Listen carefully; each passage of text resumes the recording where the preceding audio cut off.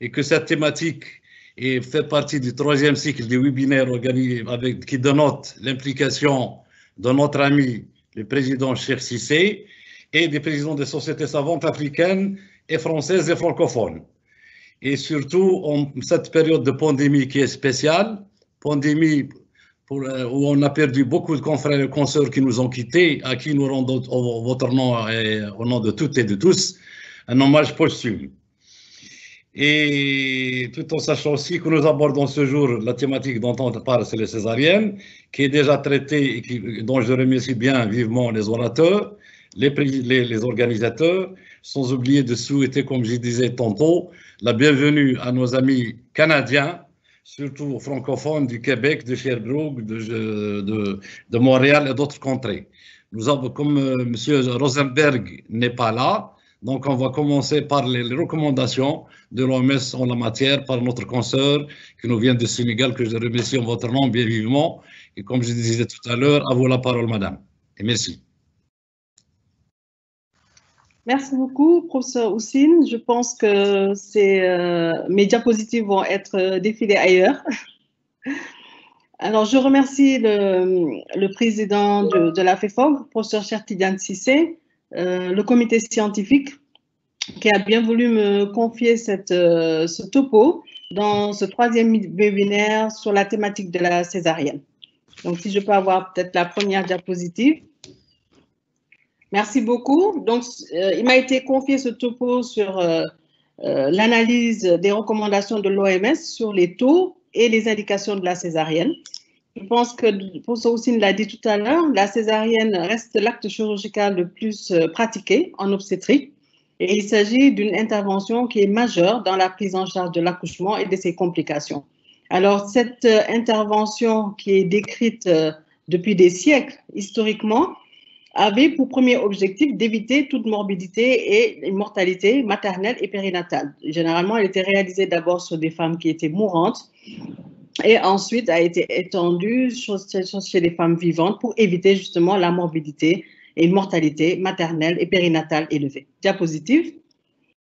Alors, cette pratique a connu une progression spectaculaire, très importante depuis les années 70, et ça particulièrement dans les pays anglo-saxons. Diapositive, l'Afrique n'a pas été en reste, diapositive, et on se rend compte que même nous, en milieu africain, à la maternité de l'hôpital Aristide Le Dantec, le travail de notre maître professeur Cissé avait déjà montré qu'il y avait une hausse exponentielle du taux de césarienne entre 1966 et 2001. Diapositive. Ceci fait qu'à l'heure actuelle, en 2015, entre 2010 et 2015, il y a des taux extrêmement élevés dans le monde avec des disparités de ces taux de césarienne qui vont de 1%, de moins de 1% à 58%. On est à 58% en République dominicaine, en passant par le Brésil, 55%. Et le taux le plus faible est enregistré au Soudan du Sud, il est à 0,6%. Au passage, au Sénégal, nous sommes à un taux de 4,4%. Diapositive. Donc, cet état de fait, cette disparité du taux de césarienne, des taux très élevés enregistrés partout dans le monde, font que la césarienne constitue un véritable sujet de controverse et de polémique partout dans le monde. Et cette polémique, cette controverse intéresse non seulement le milieu scientifique, notamment les sociétés savantes qui ont à se prononcer sur cette thématique, sur la société elle-même, les patients qui s'inquiètent des taux élevés de césarienne et parfois ont une peur de cette intervention, les pouvoirs politiques, les décideurs, notamment en raison du coût de cette césarienne, mais également du point de vue économique. Diapositive. Ceci fait que cette thématique de la césarienne, ces taux élevés de césarienne, nous pose plusieurs questions et suscite plusieurs questionnements, notamment pourquoi est-ce qu'il y a cette disparité partout dans le monde entre différents pays, des taux qui vont de 1% à 58%. Est-ce qu'il y a réellement un taux idéal de césarienne pour pouvoir rester dans le premier objectif qui était de réduire la morbidité et la mortalité maternelle? Qui est-ce qui doit bénéficier d'une césarienne? Ça pose toute la problématique des indications de la césarienne. Et surtout, l'OMS, qui est l'Organisation des Nations Unies qui est chargée de réguler toutes les pratiques médicales, a émis des recommandations. Et qu'est-ce qu'il faut penser donc de ces recommandations sur les taux et les indications de césarienne? Diapositive. Alors, l'OMS s'est intéressée à cette problématique des taux élevés de césarienne et a émis des recommandations pour obtenir un taux optimum, avoir un taux optimum de césarienne en termes de morbidité et de mortalité maternelle et néonatale et infantile. Diapositive. Et c'est à l'issue d'une réunion qui a été organisée au Brésil en 1985. Il s'agissait d'une réunion pluridisciplinaire organisée par l'OMS, le Pan African Health Organization, qui a regroupé plusieurs experts, aussi bien du monde médical, mais également de la société, pour discuter justement des interventions qui étaient appropriées au cours de la grossesse. Et en se basant sur l'étude des taux des pays nordiques qui, en fait, avaient les meilleurs indicateurs mondiaux en termes de santé maternelle et périnatale, avec le taux de césarienne qui était relativement bas, ont adopté ensuite toute une liste de recommandations. Et parmi cette liste de recommandations, diapositive, il y a une recommandation phare sur les taux de césarienne. Cette réunion qui avait pour thème l'appropriate technology for birth a émis ses recommandations, surtout par rapport à la césarienne, et a déclaré qu'il n'y avait en fait aucune justification pour que dans telle ou telle région géographique, il y ait plus de 10 à 15% des accouchements qui soient réalisés par césarienne. Diapositive. Alors, ces taux, il faut le souligner au passage, ont été révisés en 1994 au cours d'une autre réunion d'experts et il a été déclaré que le taux souhaitable de césarienne devait se situer entre 5 et 15% des naissances. Alors, quelle était la logique utilisée pour le taux inférieur à 5%? On se rendait compte que un taux de moins de 5% dans un pays était associé à un faible suivi de la grossesse et de l'accouchement, probablement en rapport avec un déficit d'accès aux services de santé et de soins obstétricaux et néonatales d'urgence de base, y compris la césarienne, et était corrélé à des niveaux de mortalité maternelle, néonatale et infantile qui étaient plus élevés. Par exemple, en Sierra Leone, le taux de césarienne était de 2,9% avec un des taux de mortalité maternelle les plus élevés. Donc, c'est la logique un peu qui a été employée. Sachant que la césarienne donc, a beaucoup d'effets bénéfiques, il y a eu des efforts après ces recommandations pour améliorer l'accessibilité à la césarienne et donc aux soins obstétricaux et néonatales d'urgence en général dans ces pays à faible niveau de vie, avec notamment des stratégies telles que la formation de compétents en soins obstétricaux et néonatales d'urgence, la stratégie de la gratuité de la césarienne. Et la césarienne fait partie des indicateurs de processus en termes de santé maternelle et infantile pour évaluer le taux d'utilisation, la qualité et la disponibilité des soins obstétricaux et néonatales d'urgence. Diapositive. Diapositive, s'il vous plaît. Mais quand on a appliqué donc ces recommandations avec une augmentation du taux de césarienne, par exemple pour le Sénégal, on s'est rendu compte qu'il y avait une amélioration certes des indicateurs en termes de mortalité maternelle néonatale et de mortinatalité, mais cette amélioration était timide.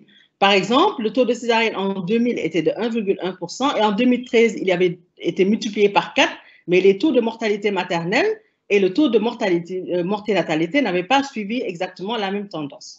Diapositive.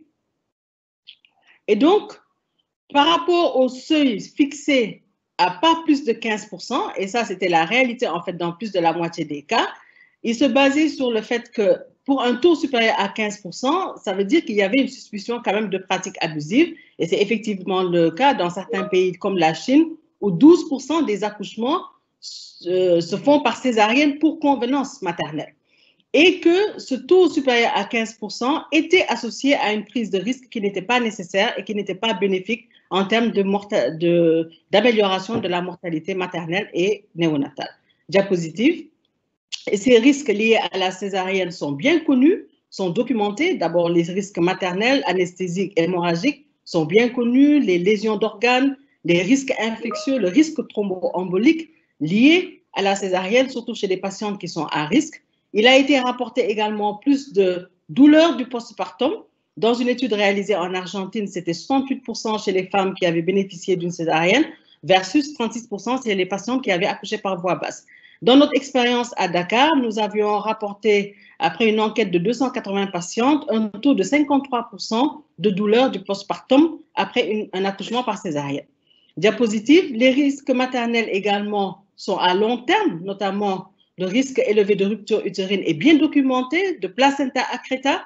On sait qu'il y a une augmentation de 40% du taux de placenta accreta après une césarienne, de 60% après 2 césariennes, des ismocèles, et un effet potentiel limitatif sur la fécondité. Et surtout, il y a la littérature est florissante sur l'impact possible psychologique, en tout cas de la césarienne, notamment en termes de regrets, de frustration. Et dans notre expérience, 11% des patientes déclaraient être déçues par un accouchement par césarienne.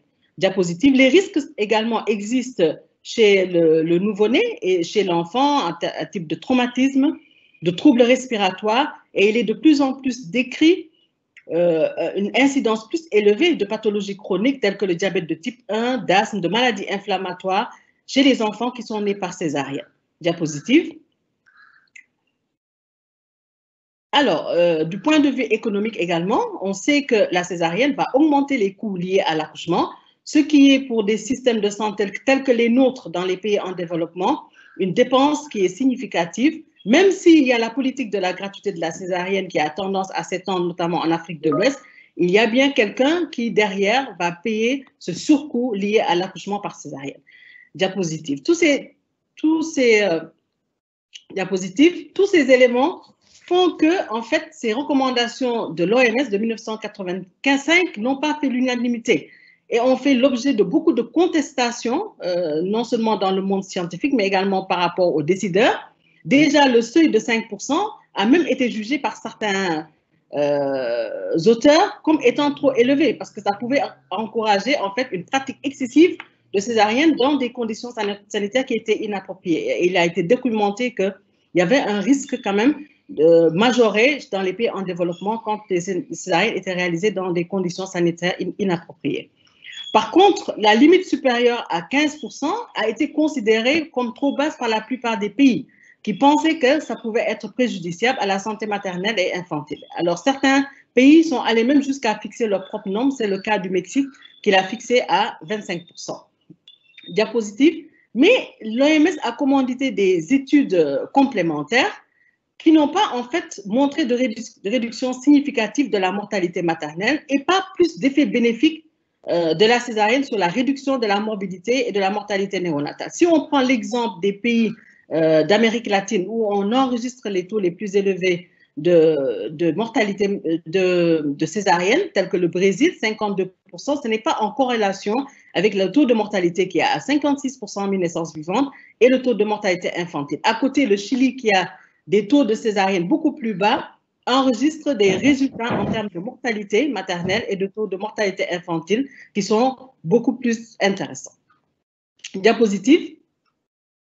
Donc, ceci fait que l'OMS s'est posé beaucoup, a continué à se poser beaucoup de questions et donc a commandité une étude, une revue systématique pour déterminer quel était le taux optimal de césarienne.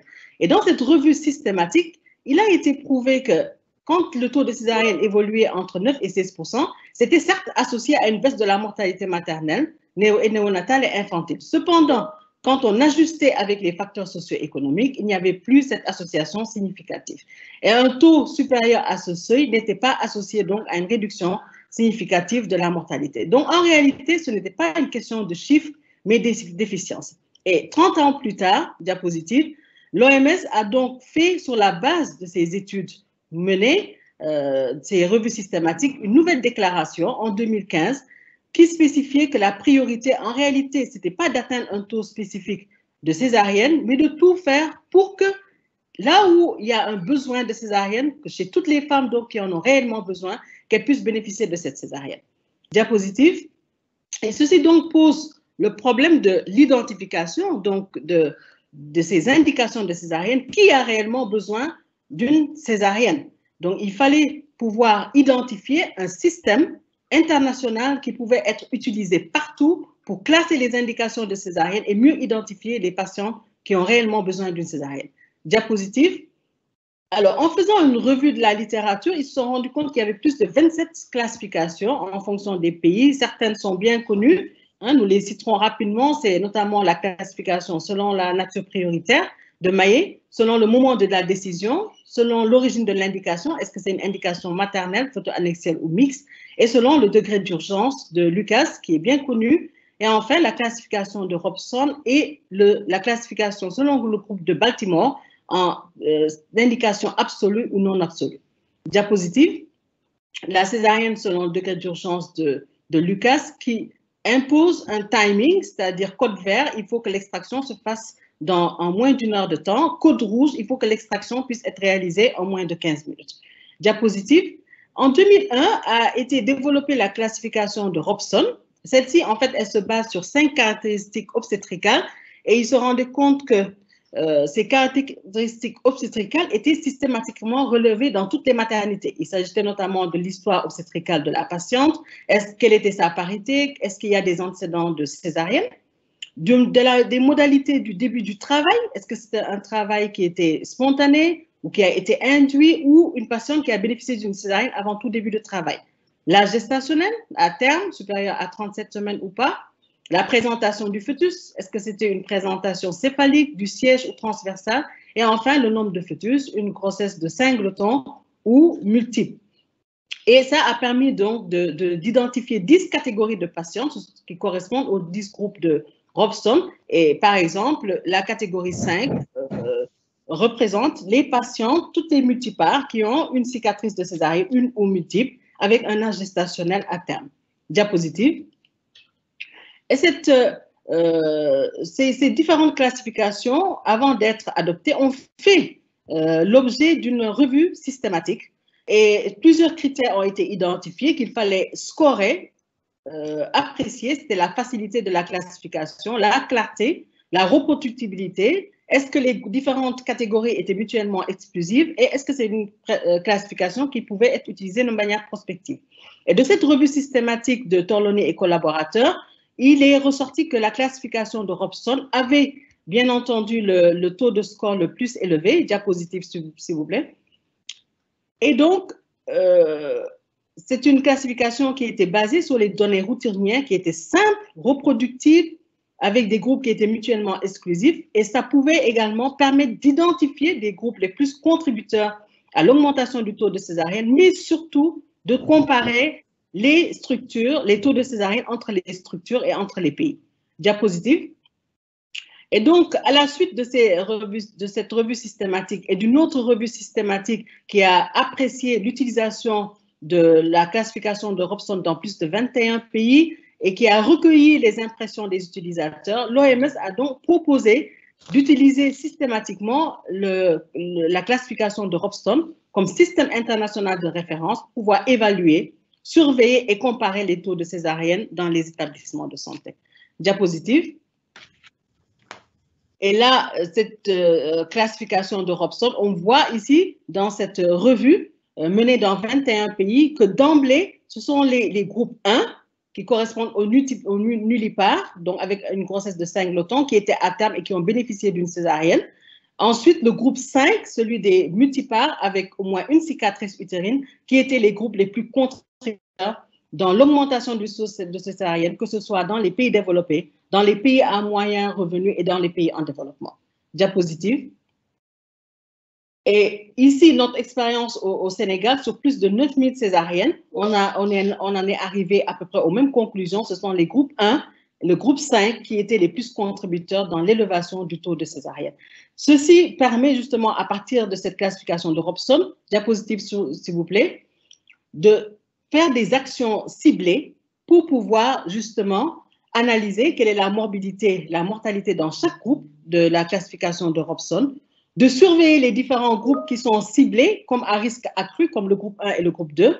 Et ça permet de mener des actions pour réduire notamment le taux de césarienne chez les nullipares par un bon partogramme et par des épreuves du travail bien conduites pour éviter donc ces premières césariennes. Et à long terme, réduire les patientes qui ont des utérus cicatriciels. Et chez ce type de patientes du groupe 5, faire la promotion des essais d'accouchement. Et c'est ce qui va permettre à terme de réduire le taux global de césarienne au sein d'une population. Diapositive. Mais cette classification, elle a quand même quelques limites qui ont été justement identifiées à partir de ces revues systématiques. Elle ne prend pas en compte l'âge, et on sait que l'âge, notamment avec l'utilisation de la procréation médicalement assistée, les grossesses multiples, est un facteur qui est déterminant, qui peut augmenter le taux de césarienne. Le niveau socio-économique et éducatif, le coût de la césarienne, et surtout cette classification ne donne pas les indications précises de césarienne qui nous posent problème au quotidien, comme par exemple en cas de pré-éclampsie et ses complications qui vont augmenter forcément le taux de césarienne dans le groupe 10, c'est-à-dire les patientes qui vont avoir une césarienne, donc un accouchement prématuré induit. Diapositive.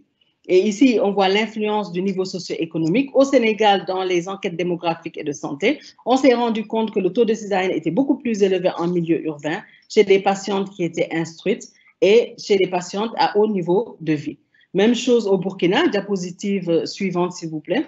Il s'est rendu compte que pour les césariennes non indiquées, les césariennes de convenance qui n'avaient pas d'indication médicale, les taux étaient également particulièrement élevés chez les patientes qui avaient un époux salarié ou homme d'affaires. Diapositive.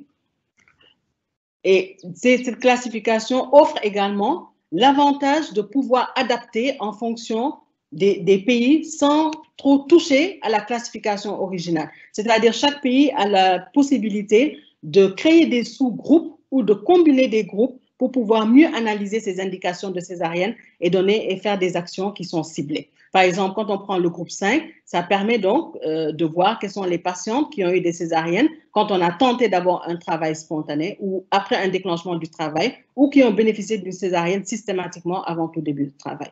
Ceci nous permet de conclure sur le fait que la césarienne diapositive, sur cette phrase que j'ai empruntée au professeur Cheikh Tidiane Cissé, cette classification de Robson, cette analyse des indications montre en fait qu'il n'y a pas de taux optimal de césarienne. Mais il faudrait que, comme l'a recommandé l'OMS en 2015, il faut pouvoir identifier les patients qui ont réellement besoin d'une césarienne. Donc, mieux césariser pour à terme pouvoir réduire le taux de césarienne. Et pour cela, il est recommandé d'utiliser, nous sommes en phase avec cette recommandation, d'utiliser le système de Robson pour une meilleure classification des indications. Ça permettra d'identifier les groupes à risque accru de césarienne, de leur accorder une attention particulière et particulièrement pour les patientes qui ont des utérus cicatriciels, faire la promotion des tentatives d'accouchement par voie basse et sachant que le dogme césarienne une fois, césarienne toujours, qui a été énoncé depuis plus d'un siècle, n'est plus d'actualité. Pour terminer, nous dirons que la césarienne reste un acte chirurgical avec ses potentielles complications. Il faut, pour avoir un effet bénéfique pour le couple mère-enfant, respecter scrupuleusement ces indications. Je vous remercie pour votre aimable attention. En espérant que je n'ai pas dépassé le temps. Vous avez pile 16 heures. Merci beaucoup, professeur Marie, pour ce tour d'horizon de ces recommandations de l'OMS qui reviennent, quoi qu'on sait, quelques-unes sont anciennes. On verra tout à l'heure en conclusion un peu ce qu'on peut surajouter pour sortir avec des recommandations concernant cette pléthore de césariennes de par le monde. Je passe la parole à mon ami pour présenter le prochain orateur. D'accord, bien, donc nous remercions donc le professeur Béchir Zaoui, après avoir remercié donc l'ensemble des organisateurs et le président Cissé. Il est là, Béchir, il est là. Ok, donc professeur Béchir Zaoui, donc est professeur de gynécologie et d'obstétrique, président de la Société tunisienne de gynécologie et d'obstétrique. Donc nous vous invitons donc à prendre la parole pour nous faire cette présentation sur les anomalies d'insertion placentaire après césarienne. Vous avez donc la parole. Veuillez ouvrir votre micro, s'il vous plaît.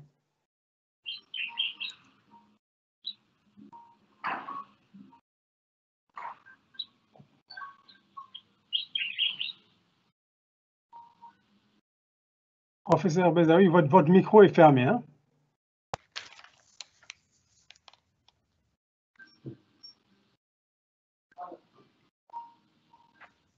Professeur Bezaoui, votre micro est fermé.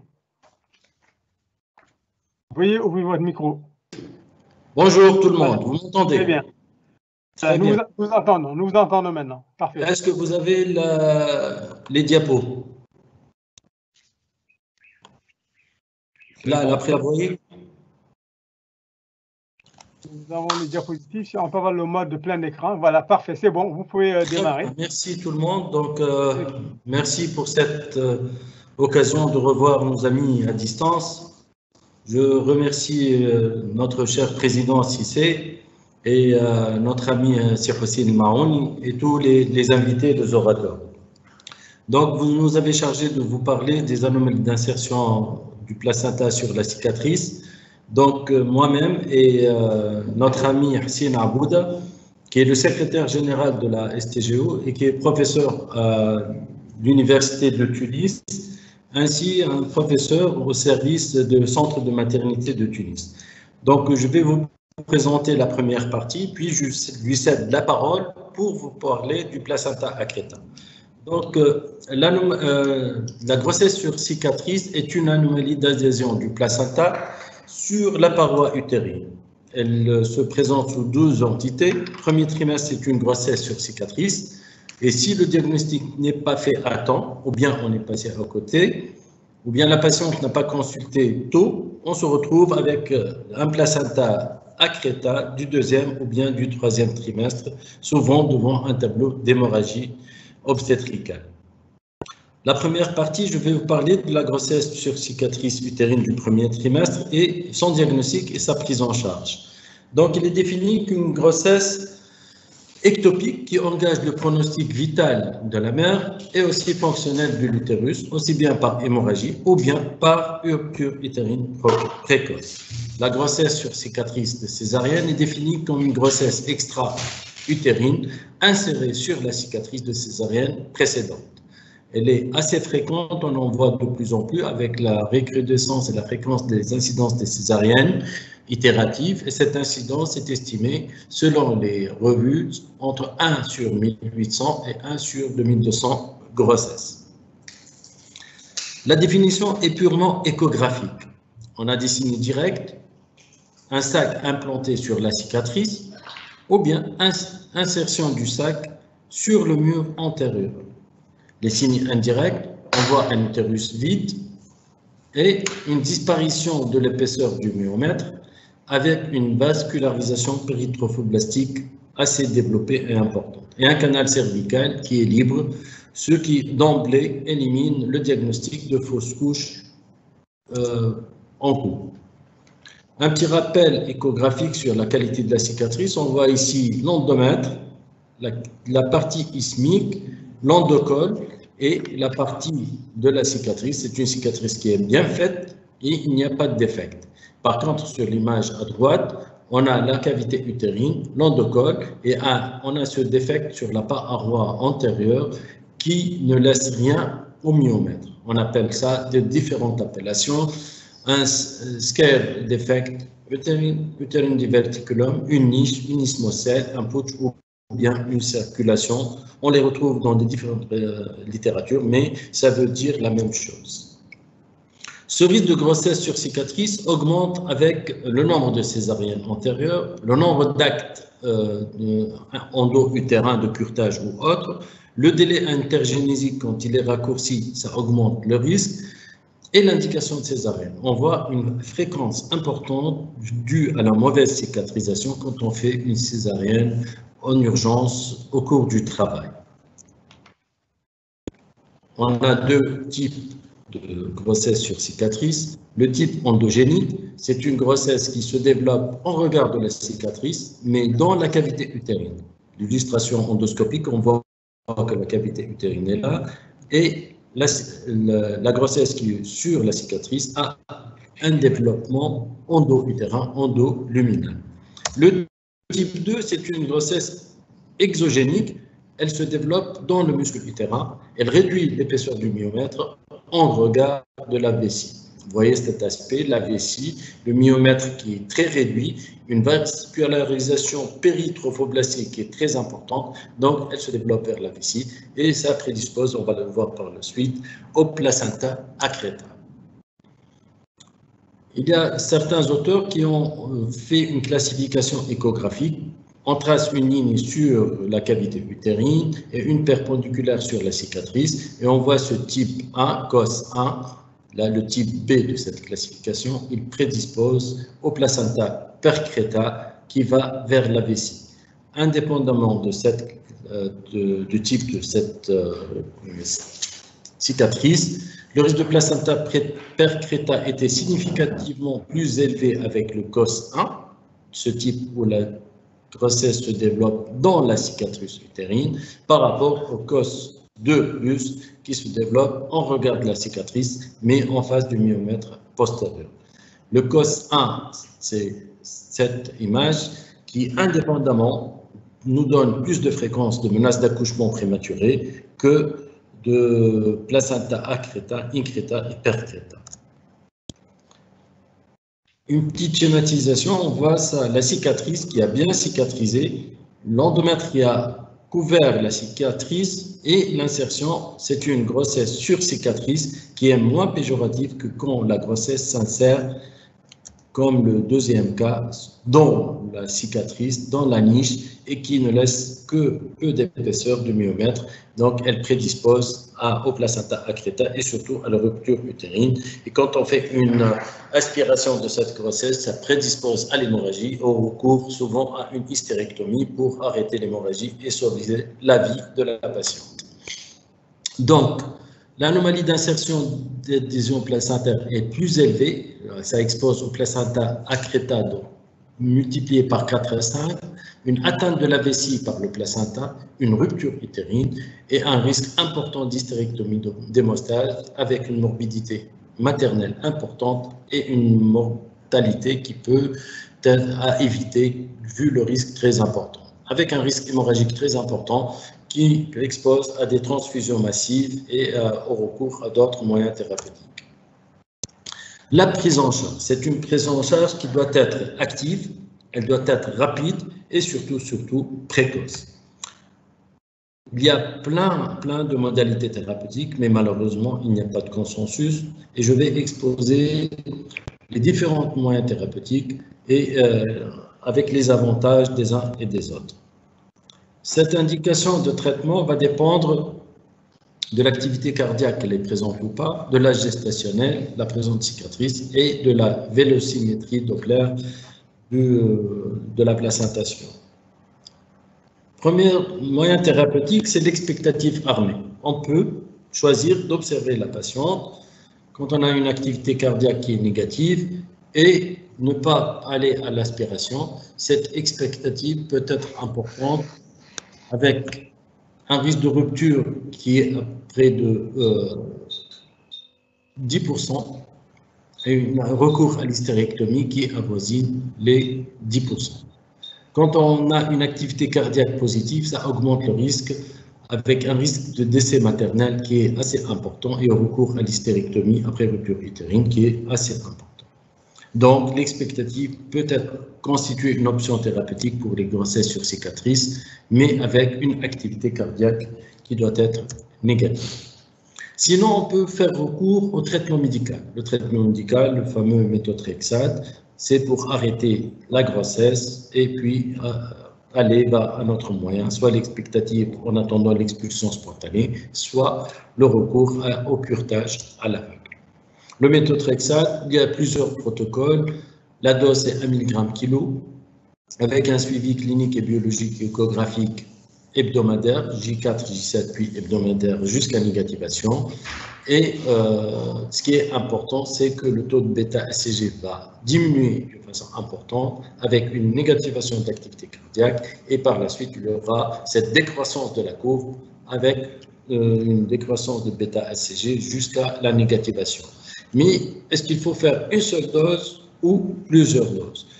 Donc, le consensus, c'est soit une voie intramusculaire par voie systémique, ou bien si l'activité cardiaque qui est assez importante avec un taux d'ACG qui est élevé, on peut recourir, comme le montre le schéma, à une injection in situ du méthotrexate. Elle peut être associée ou non à la voie systémique.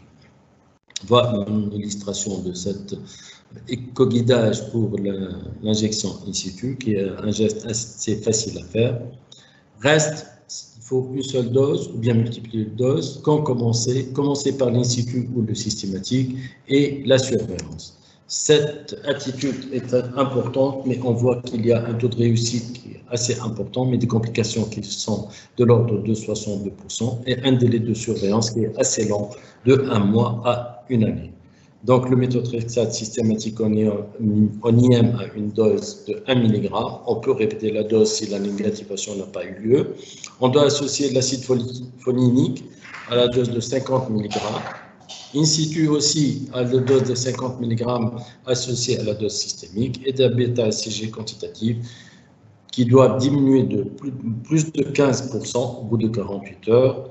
C'est le cas des grossesses jeunes, un taux d'ACG moins de 12 000 avec activité cardiaque qui doit se négativer par la suite. On peut faire recours à ce moyen chez les multipares et il ne doit pas y avoir beaucoup de saignements. Donc, le méthotrexate systémique, c'est grossesse jeune de moins de 6 semaines avec des ACG faibles et une activité cardiaque négative. On doit faire appel in situ dans les grossesses plus avancées avec un taux d'ACG qui dépasse les 100 000. On peut les associer les deux.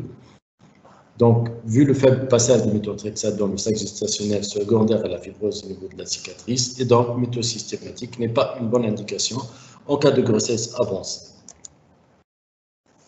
Le taux, je le rappelle, c'est à peu près 50 mg, se donne de 73% de succès. L'addition de chlorure de potassium n'améliore pas le résultat.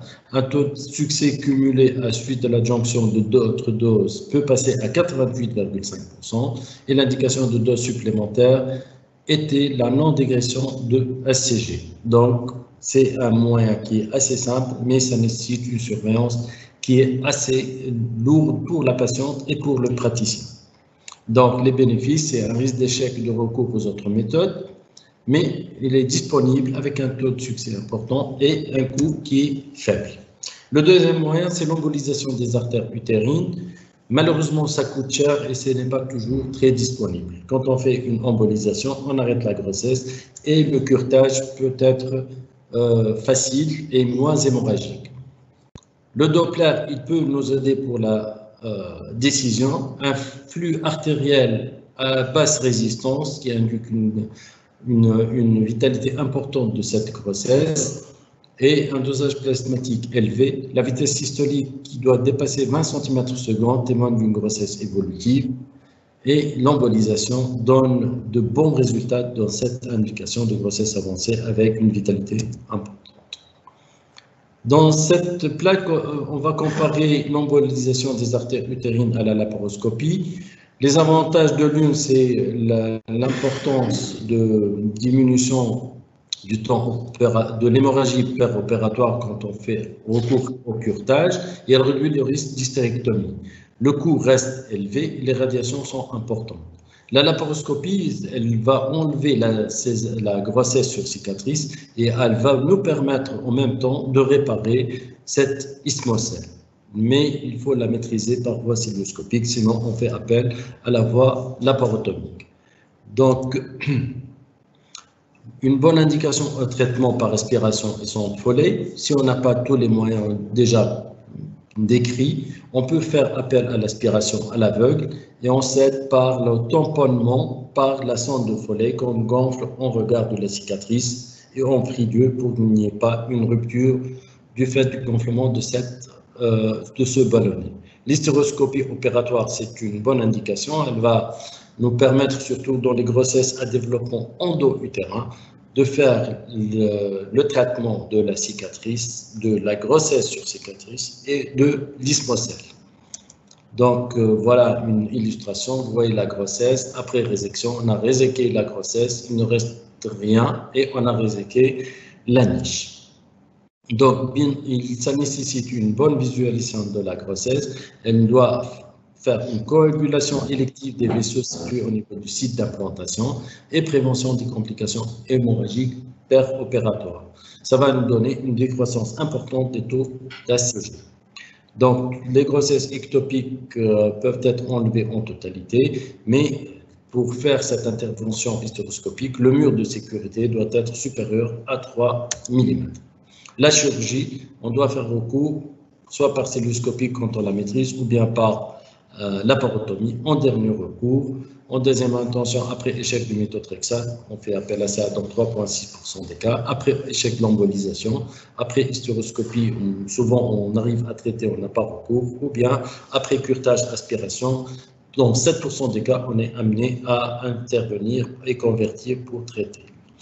Donc, je vais céder la parole à Dr Abouda pour finir la deuxième partie. Merci tout le monde. Donc, comme ça a été déjà dit par le Zouabi, lorsque le diagnostic n'a pas été fait à temps ou lorsqu'on passe à côté, le trophoplaste va se développer et il y aura la formation d'un placenta qui s'insère de façon anormale sur le segment inférieur et sur la cicatrice, et ça va aboutir à une dénomination qui est actuellement nouvelle depuis 2018 par la FIGO. C'est Abnormally Invasive Placenta, ou le PAS, Placenta Accreta Spectrum, c'est-à-dire que c'est un placenta, c'est-à-dire que c'est une entité qui va regrouper les trois entités, l'accreta avec une insertion au niveau du myomètre, le increta qui va envahir le myomètre et va le dépasser, le percreta si ça envahit la séreuse, et ça dépasse la séreuse avec un envahissement en avant vers la vessie, en arrière vers le digestif. Sur le plan macroscopique, dès qu'on aborde l'abdomen et on rentre dans la cavité, pour le placenta percreta, généralement, l'aspect il est assez typique, donc il y a des vaisseaux qui sont assez visibles au niveau de la séreuse avec des suffocations hémorragiques. Concernant le increta et le placenta accreta, généralement, l'aspect macroscopique il est tout à fait normal, donc ça peut prêter confusion avec une césarienne qui est tout à fait normale. La traduction de cet aspect-là sur le plan microscopique, c'est une invasion des vélocités chorioniques au niveau myométrial, comme ça a été, comme montre cette image-là, agrandie au microscope électronique. Là, c'est un article qui est assez intéressant par une équipe hollandaise qui a simulé cette invasion trophoblastique à celle d'un cancer, puisque pour la formation de la placenta accreta, ce qui se passe, c'est qu'il y a une augmentation des biomarqueurs et des molécules qui stimulent la prolifération, telles que les GFR. Et en contrepartie, il y a une inhibition des phénomènes d'apoptose et des phénomènes qui bloquent cette prolifération-là, ce qui va aboutir généralement à un problème de développement de l'acidua avec une invasion excessive du placenta aboutissant à un placenta accreta. Il faut savoir que ce placenta accreta, donc la fréquence elle est en nette augmentation. Et actuellement, on a une fréquence entre 1 sur 533 accouchements. Et c'est une fréquence qui a augmenté puisque dans les années 70, on parlait de 1 cas sur 40 000. Alors qu'actuellement, on est à 1 cas sur 500. Dans mon service, c'est un service qui est plus ou moins, il s'oriente vers une prise en charge optimale du placenta accreta, puisque c'est un centre plus ou moins de référence en Tunisie. On a 52 placenta accreta dernièrement en 2020, soit une incidence de 1 sur 78 accouchements. Mais bon, c'est une incidence qui est un peu biaisée, puisqu'on est en train de prendre les placentas de toute la Tunisie. Pour les facteurs de risque, tout le monde sait que toute manœuvre endoutérine ou tout traumatisme endométrial va aboutir vers la formation de la placenta accreta, telle que la césarienne, la myomectomie, les révisions utérines, les curetages, les endométrectomies, mais aussi les causes infectieuses telles que l'endométrite. Ça va entraîner des lésions de la décidduale et un environnement qui est toxique, aboutissant à une invasion trophoblastique anormale et une accrétisation. Il y a d'autres facteurs qui sont assez importants, le placenta prévia et le nombre de césariennes, puisque, comme vous voyez au niveau de cette plaque, le taux du placenta prévia, il augmente lorsque 3,3 chez les premiers parts vers 61 points chez les quatrièmes parts. Il ne faut pas oublier aussi qu'actuellement, il y a l'âge maternel avancé qui est assez fréquent puisque on a des premiers parts et des deuxièmes parts à 35 ans, et les grossesses de FIV qui sont les facteurs de risque du développement de la placenta accreta. La prise en charge doit passer absolument par un diagnostic anténatal qui va planifier une prise en charge optimale afin de réduire la morbimortalité maternelle. Et cette prise en charge va permettre de réaliser une imagerie permettant de détecter les signes échographiques au cours du deuxième et troisième trimestre, tels que la présence de lacunes placentaires avec une valeur prédictive positive de 93%, l'absence d'un espace clair rétroplacentaire, comme c'est le cas ici, l'interruption de la zone hyperéchogène entre la séreuse utérine et la paroi vésicale témoignant d'un envahissement vésical, une hypervascularisation de l'interface vessie-utérus témoignant d'une infiltration généralement du plan de clivage entre la vessie et l'utérus. Et surtout ici, c'est la présence de ce vaisseau, une vascularisation perpendiculaire. C'est des vaisseaux qui sortent du placenta et qui vont envahir la séreuse vésicale et amenant à prendre plutôt, on va avoir un décollement qui va être difficile, surtout l'abaissement de la vessie. Et par conséquent, il faut se préparer à avoir un abaissement qui est assez difficile dans ce genre-là. Il y a d'autres signes tels que la présence d'une image exophytique, tels que ces cas-là, témoignant d'un envahissement proprement dit de la vessie, et un amincissement myométrial, témoignant d'un myomètre qui a été complètement bouffé par le placenta.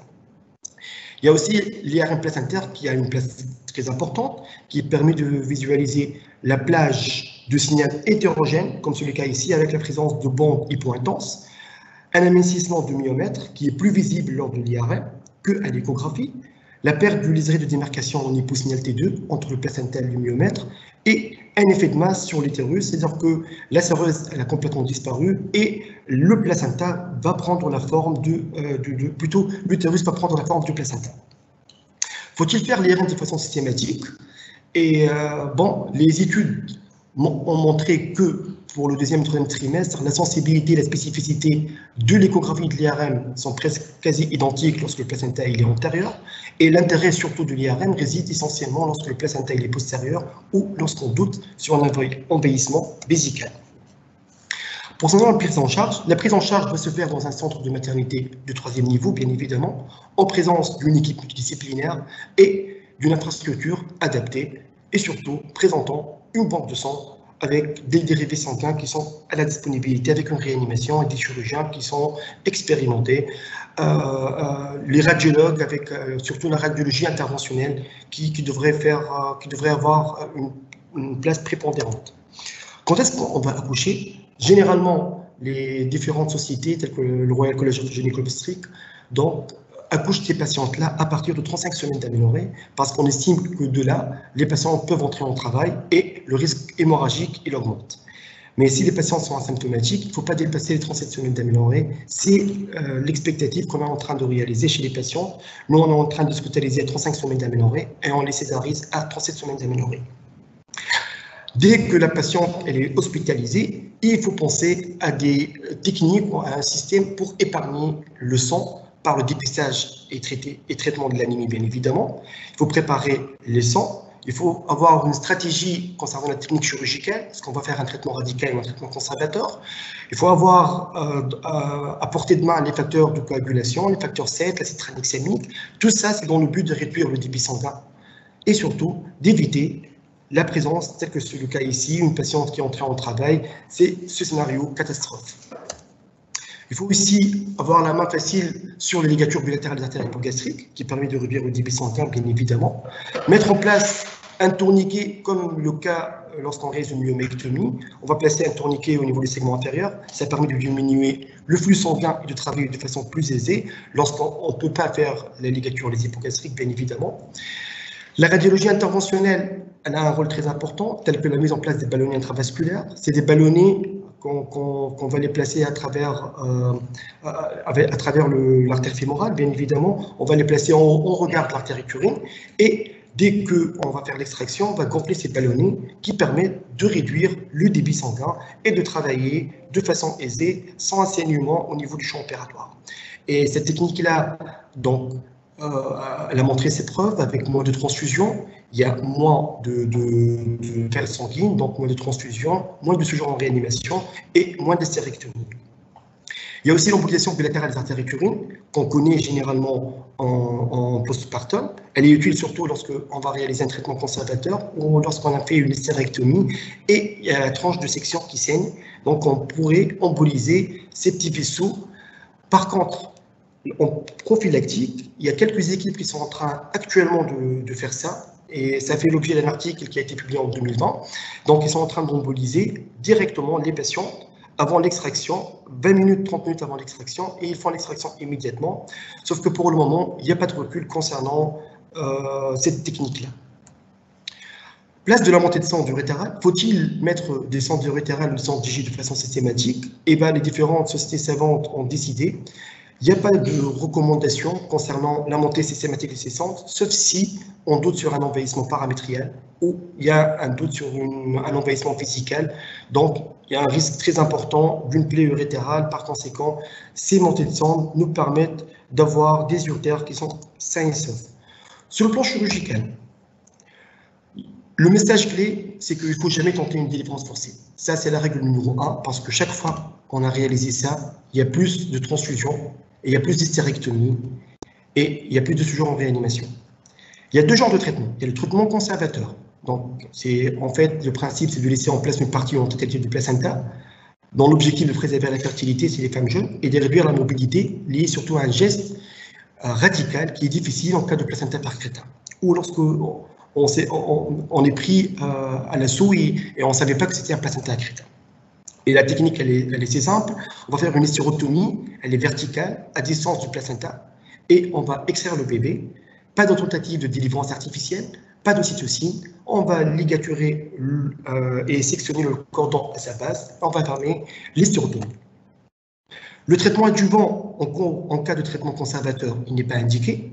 Bien évidemment, pas de méthotrexate, pas d'embolescence systématique. Donc, ce traitement-là, ça va réduire le saignement, ça va préserver la fertilité, sauf qu'il y a des inconvénients, tels qu'une résorption qui est assez lente et qui peut faire l'objet d'un saignement secondaire, des complications infectieuses et recours à une hystérectomie, sincèrement, qui est assez difficile dans un contexte post-opératoire. Par contre, il y a une nouvelle technique, une triple procédure. C'est une technique qui est assez récente. Généralement, elle est surtout indiquée pour les placentas percreta qui sont localisés au niveau de la cicatrice. Ce n'est pas les placentas qui prennent tout l'utérus. Et on va essayer de 1, de localiser tout d'abord le placenta, de 2, mettre des ballonnets pour réduire le saignement. Et après, ce qu'on va faire, on va réséquer en monobloc le placenta avec l'acérose, comme ici, le placenta avec l'acérose, et on va enlever tout le placenta avec l'acérose. Et on va avoir, comme c'est le cas ici sur cette vidéo-là, donc on est en train de faire un traitement conservateur, on est en train d'enlever tout le placenta, comme c'est le cas ici, bistouri électrique. Et donc ça, c'est l'image initiale. Et après, on va réparer ce défect-là, on va faire une graphie, et le saignement s'arrête. Pour le traitement radical, c'est l'hystérectomie, césarienne hystérectomie qui est actuellement le gold. Il faut avoir une stratégie chirurgicale bien codifiée et non improvisée, et surtout localiser le placenta en préopératoire. Là, c'est une petite vidéo que je vais essayer de défiler rapidement concernant une prise en charge d'un placenta. Donc, c'est un placenta percreta où on a initialement fait une montée de sang, on a monté les ballonnets plutôt. Donc, on a mis des ballonnets au niveau de l'artère utérine, comme c'est le cas ici. Et après, dès qu'on a fait, donc là, c'est une artério pour voir où on a mis les ballonnets. Donc, les ballonnets sont à ce niveau-là.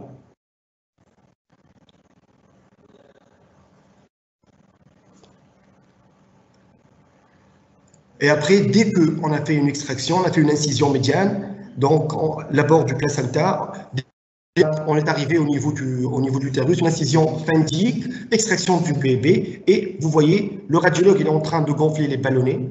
Donc, on gonfle les ballonnets et on commence à faire l'hystérectomie. Vous voyez que c'est une hystérectomie qui va être assez facile, avec un champ qui est assez sec. Concernant la mobilité, donc, l'intervention de la césarienne hystérectomie, c'est une intervention qui est assez lourde, assez difficile à réaliser, surtout dans un contexte d'hémorragie. Et par conséquent, il y aura plus de transfusion. Le risque, c'est surtout les plaies vésicales, parce qu'en cas de placenta percreta, il y a un envahissement de la vessie, et donc l'abaissement va être difficile. Il y a les plaies urétérales, il y a aussi des plaies digestives, avec ce genre de réanimation. Pour le traitement conservateur, ça a été déjà dit, il y a le risque infectieux avec un sepsis, et le risque de l'hémorragie secondaire nécessitant une hystérectomie, donc à distance. Donc en conclusion, Donc, je vais terminer par dire que la césarienne, le placenta accreta et surtout, le taux de grossesse de placenta accreta, il est en nette augmentation et surtout, c'est en rapport avec les césariennes. Il faut avoir une stratégie bien codifiée avec le diagnostic anténatal permettant d'éviter ces patientes-là qui doivent être prises en charge dans un centre multidisciplinaire. Il faut privilégier les césariennes et stérectomies qui restent le gold standard dans ce cas-là et accoucher les patientes à partir de 34 semaines d'aménorrhée sans dépasser les 37 semaines d'aménorrhée. Et le message que je termine, c'est d'éviter au maximum les premières césariennes, c'est de parfaire la qualité de la graphie utérine lors de la césarienne pour éviter les ismocèles et enfin, privilégier l'accouchement par voie basse en cas d'utérus cicatriciel fermé. Et merci pour votre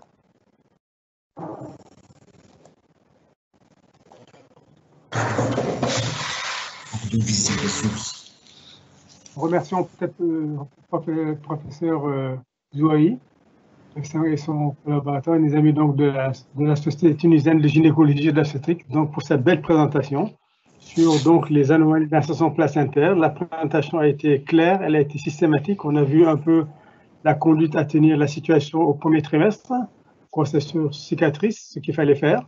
Donc d'où l'importance d'un diagnostic précoce.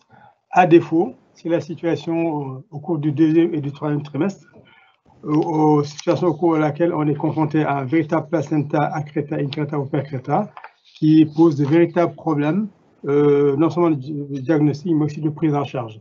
Ils ont insisté sur l'importance d'un diagnostic anténatal qui devrait permettre d'affiner une stratégie thérapeutique qui doit être faite, appliquée, mise en œuvre avant toute entrée en travail, avec bien entendu donc comme gold standard, il a dit le traitement la césarienne hystérectomie et bien entendu peut-être l'appui éventuel d'un chirurgien urologue en fonction peut-être éventuellement de l'extension des lésions. Voilà, merci pour cette belle présentation avec une belle iconographie qui est très riche et très enrichissante. OK. Je pourrais peut-être amorcer la discussion. Je suis désolé que certaines personnes n'aient pas pu présenter. Je trouve ça dommage pour le professeur Berawin et pour le professeur Rosenberg. Quoi qu'il en soit, j'aimerais avoir votre opinion sur les grossesses césariennes et les types de sutures. Vous n'en avez pas parlé. Sutures sur un plan, les sutures sur deux plans. Est-ce que vous entendez? On entend très mal, hein? Bon, bougez pas, moi je vais régler le problème. Est-ce que vous m'entendez mieux, là? Oui. Légèrement mieux. Bon, OK. Est-ce que c'est mieux comme ça? C'est mieux. Bon, d'accord. OK. Donc, merci pour cette conférence. J'aimerais avoir vos opinions, messieurs, s'il vous plaît, sur les grossesses sur cicatrices et les types de sutures sur ces utérus-là. Suture sur un plan, suture sur deux plans, etc. Qu'est-ce que vous en pensez? Professeur Diouf. Bon, moi, je n'ai pas une grande expérience, en tout cas sur les grossesses jeunes. Je pense que le professeur Tremblay veut parler donc des grossesses sur cicatrice utérine donc au premier trimestre. Je n'en ai pas une grande expérience, mais je pense que vu les particularités anatomiques de l'utérus à ce terme-là, je pense qu'il vaudrait mieux peut-être faire une bonne suture sur un plan avec un bon affrontement qui permettent d'éviter pour permettre d'avoir une bonne cicatrice, quoi. Parce que multiplier les plans, à mon sens, expose à avoir beaucoup de corps étrangers et peut-être nous expose peut-être à une cicatrice qui risque d'être mal vascularisée. Donc, à mon sens, un fil adapté, ni trop gros, ni trop fin, en un plan, à résorption lente. Passer avec un fil, sertie avec une aiguille ronde, un bon affrontement, une bonne tension, un bon affrontement me paraît être peut-être la solution idéale pour cette situation-là. C'est théorique, c'est un avis théorique. Si, Béchir, Là, c'est Hussein. Oui, c'est. Merci pour la question. Donc, je suppose que pour parfaire une cicatrice, il faut éviter de laisser des caillots de sang. Il faut faire des points séparés, simples. Il faut éviter les points en X. Et surtout, vu dans la présentation, les césariennes faites en urgence prédisposent énormément à l'ismocèle. Donc, il faut bien poser l'indication de la césarienne et surtout éviter les césariennes des défauts d'engagement où il y a un risque important d'infection qui se surajoute à la qualité de la cicatrice qui va l'altérer. Je ne sais pas si Yassine veut ajouter un mot.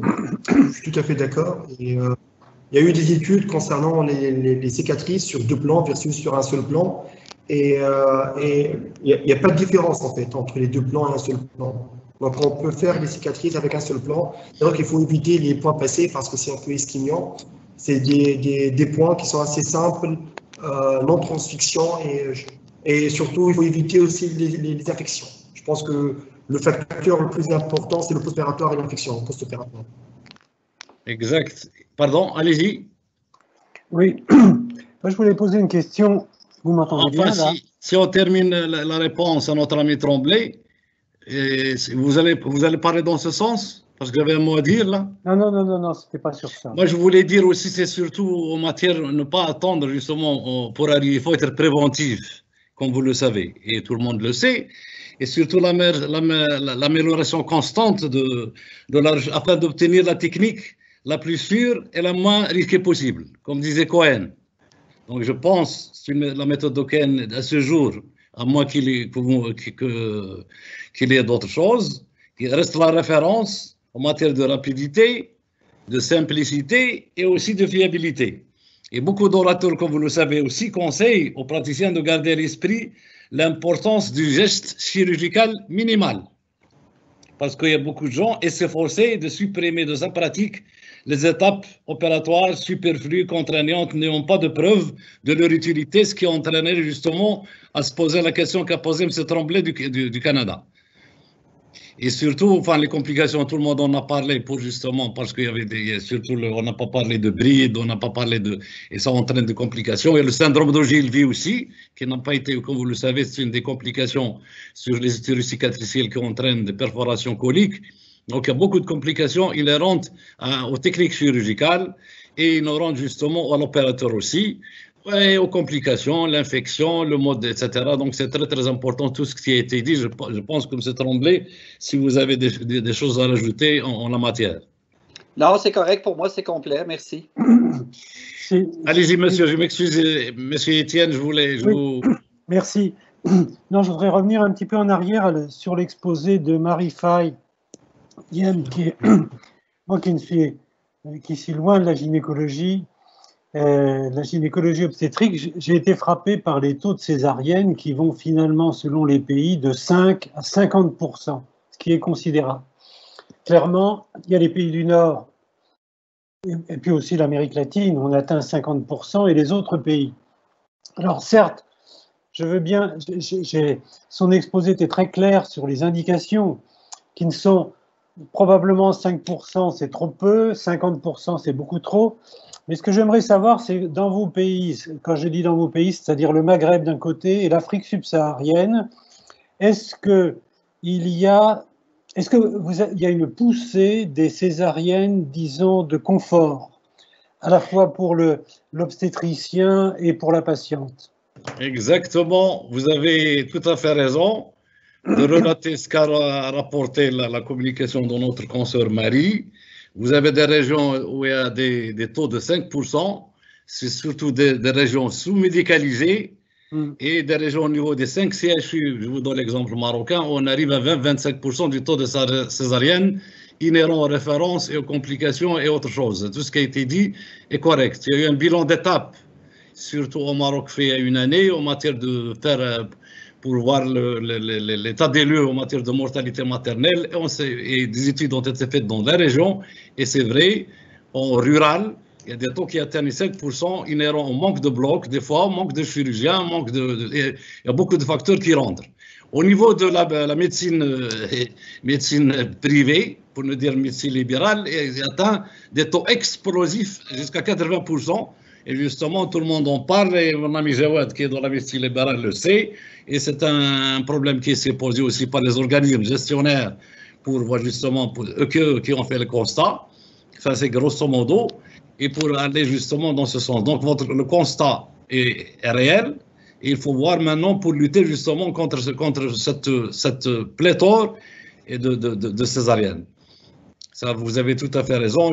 En Tunisie, je donne à Béchir aussi Hussein, ils peuvent émettre l'avis. Pour le Sénégal, M. Douf est là. Donc, des petites réponses, s'il vous plaît. M. Hussein, M. Zoui. Et après, merci. Merci, Sir Hussein. En Tunisie, on a pareil une inflation de taux de césarienne, surtout dans les hôpitaux de la capitale et des centres universitaires, qui sont des centres de référence, où il y a un biais statistique, c'est-à-dire c'est le recrutement. On recrute beaucoup d'accouchements de retard de croissance, des pathologies qui sont assez graves, qui ne sont pas gérées au deuxième niveau. Donc, on a souvent recours à la césarienne. Mais on a constaté une inflation des taux qui sont aux alentours de 35% de taux de césarienne en public. Mais en privé, on arrive jusqu'à 80% de taux de césarienne. Il y a de nouvelles indications qui sont apparues quand on les a adoptées. C'est la césarienne de convenance et la patiente demande une date et on se fixe la date pour la césarienne pour faire plaisir à la patiente, puisqu'on est des prestataires de services. On n'arrive pas à la convaincre et en plus, le fait d'avoir un petit peu la hantise du médico-légal. On a demandé une césarienne, vous avez refusé de la faire et on se retrouve avec un dégât. Ça a fait un petit peu la trouille à certains obstétriciens. Merci. Juste pour vous donner un chiffre, dans le centre où je travaille, on est arrivé à avoir un taux de césarienne avoisinant les 45%. Donc 45% de césariennes, mais en fait, c'est des césariennes qui sont dues, surtout comme ça a été déjà dit par Dr Zoui, c'est les transferts. On a beaucoup de transferts, c'est des patientes qui arrivent avec un retard de prise en charge, avec des complications, et puisqu'on est une maternité niveau 3, et par conséquent, on est parfois obligé d'abréger le travail et de résoudre des problèmes, et on va avoir un taux de césarienne qui est assez important. On est parfois aussi fautif, je l'avoue, mais c'est un taux qui doit être révisé, qui doit être abaissé. Exact. Je rajouterai, comme ce qui a été dit par Sébastien, surtout en matière de justice médico-légale, et ça c'est très très important au niveau de la judiciarisation de l'obstétrique au Maroc aussi, est un élément très important qui intervient. Deux, aussi en matière d'émoluments. Émoluments, comme vous le savez, vous l'apprendrez, un accouchement normal n'est pas pire comme une césarienne. Il y a beaucoup de gens qui préfèrent les césariennes parce que ça rapporte plus. Quoique qu'un accouchement n'est normal que quand il est terminé, mais malheureusement au niveau de la TNR marocaine, c'est-à-dire la tarification nationale de base, le prix de l'accouchement coûte moins cher que la césarienne. Donc il y a beaucoup aussi de confrères et consoeurs en matière qui ont peur de la justice. Il y a les césariennes de convenance dont on a parlé, et aussi la tarification. C'est ça aussi malheureusement, la médecine des fois, elle va aussi vers l'argent, quelquefois aussi, c'est important. C'est un constat, hein? Ce n'est pas pour expliquer quoi que ce soit, mais c'est un constat. Et d'ailleurs, les organismes gestionnaires sont en train de le voir pour dire que pour un accouchement, une césarienne, c'est le même prix. Et ça, au moins, on élimine cet élément pour éliminer tout ce qui est matériel en matière de prise en charge de qualité des parturientes et surtout des césariennes. Deuxième élément aussi, il y a un élément qui est très important. Il y a beaucoup de gens, comme disait je ne sais pas si c'est un ancien livre, où l'auteur disait j'ai mis 2 ans pour faire une bonne césarienne, mais 10 ans pour poser une bonne indication de césarienne pour ne pas arriver à ce dont a parlé M. Tremblay de complications d'utérus cicatriciel, etc. Enfin, c'est une vue d'esprit, mais c'est la réalité. Tant qu'on avance dans l'obstétrique, même si les indications codifiées, mais tant qu'il y a des petits éléments quand est-ce qu'il faudra poser l'indication, à quel moment, par qui, etc. Donc ça aussi, il faut le faire entrer en jeu, surtout en matière de formation des résidents et en plus des méthodes aussi d'extraction, parce que comme disait un confrère tunisien, il y a 1000 feuilles de cause de césarienne. Et, enfin de cause, ça, le médico-légal, il y a tout de ce dont on a parlé. Monsieur Diouf, pour le Sénégal et pour l'Afrique subsaharienne, s'il vous plaît. Je préfère Cissé, il y avait M. Diouf avant, après je donne la parole au président. Je préfère peut-être laisser la parole au professeur Edouard Faye-Diémé, si elle est avec nous. Oui, je suis avec vous. Marie, puisque vous êtes Marie. Je suis là. Alors, Président, je voulais juste signaler qu'il y a des questions sur le chat pour les modérateurs. Il faudrait peut-être les parcourir et puis les répertorier. Voilà, merci. D'accord. Merci pour la question. Monsieur Diouf, vous voyez le chat le temps que Marie donne sa réponse, s'il vous plaît. Donc, pour le Sénégal, c'est à peu près la même tendance. Nous avons un taux national de 4,6%, mais avec des disparités sur le territoire. Et effectivement, à Dakar, où il y a les principaux centres CHU, nous enregistrons des taux qui peuvent aller parfois jusqu'à 35-40%, parce que ce sont des centres de référence. Nous recevons notamment la maternité de professeur Diouf, de professeur Cissé, et là où je suis également, nous recevons beaucoup de transferts in utero pour prématurité, pré-éclampsie sévère. Donc, nous atteignons des taux très élevés de césarienne. Mais pour ce qui concerne la césarienne de convenance, en tout cas en public, nous n'avons pas l'expérience de cette césarienne de convenance. Maintenant, je n'ai pas les chiffres pour le privé. Peut-être que professeur Diouf, professeur Cissé pourront compléter. Professeur Diouf en tant que président de l'ASGO, mais je n'ai pas les chiffres en tête pour le privé. Voilà, merci. Merci, madame. Professeur Diouf, Cissé, pardon. Cheikh Cissé, où est-ce qu'il est? Il voulait intervenir avant Jawad. Non, je voulais juste signaler au modérateur qu'il y a quelques questions sur le chat. Monsieur Diouf s'en occupe. Voilà. Monsieur Diouf s'en occupe. Merci, merci de votre remarque. Donc, est-ce que M. Tremblay? Oui, en fait, j'ai une question, puis ça va dans le sens de ce que vous avez dit tantôt. Si vous regardez la répartition de vos pourcentages de césarienne, est-ce que vous iriez jusqu'à dire qu'il y a plus d'accouchements par césarienne, par exemple, la veille des congés ou des choses comme ça? Comme vous le savez, vous l'apprendrez, chaque pays a ses spécificités. Je parle du Maroc. Je suis dans la plus grande maternité du Maroc et on faisait 17 000 accouchements, 5 000 césariennes par an. C'est autant que l'Estonie qui est un pays. On a une région, on reçoit de toute la région du centre-nord du Maroc, mais il se trouve aussi que les régions sont sous-médicalisées et surtout la nuit, les week-ends, comme vous dites, et où il n'y a plus de garde. Parce que malheureusement, il y a un problème aussi pour réussir un programme, 3 choses. Ressources humaines, ressources humaines, ressources humaines. Malheureusement, les hôpitaux ne sont pas pourvus de médecins parce que, comme vous le savez, la médecine, enfin l'accouchement n'a pas d'heure. Donc il y a des gardes qui sont faites.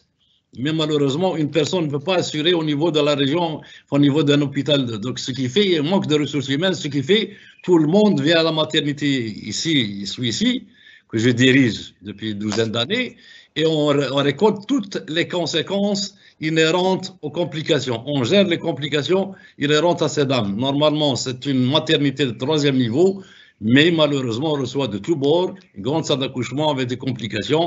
Et comme vous l'avez touché du doigt, surtout le week-end, les après-midi et les jours fériés et en plus la nuit.